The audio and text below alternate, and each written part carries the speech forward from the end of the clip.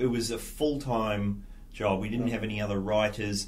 The sketches were getting more and more elaborate. We would spend, those things where you get lines from an interview on the 7:30. It was like bar jars. It would take hours to do those. We couldn't do. We gave up I don't think I did a stand-up gig except for appearing at Hessie's Shed.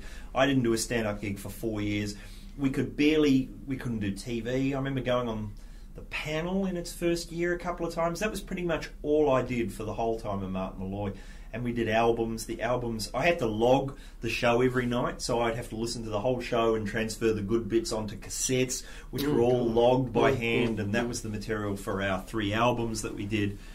You couldn't do anything else. And I remember when we finally stopped, when it was at its most popular, and we put out a press release. We were mocked for years for the press release said we were knackered, and you get guys go, yeah, it's a 2-hour show a day, yeah, fucking easiest show on radio. What do you do for the other 22 hours? Yeah, well, and yet it was we had no life when we were doing that show, and Mick particularly by the end of it had really had enough. We were starting to get shitty with Mick and I were that thing when you've been literally locked in a room with someone for 4 years. We were starting to have crosswords, and we never did that. That's the thing about me and Mick is even though we were different people, we were very on the same page with comedy, and you often hear the reason bands and comedy groups break up, it's almost always because some people are doing more work than the others, and we were always aware of that, and it was very much 50-50 Martin Molloy. I would do the big sketch one night, he'd do it the next,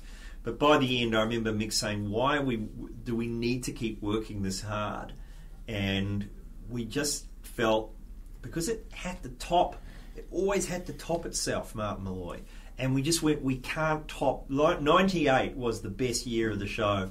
And I don't think we can go better than this for another year.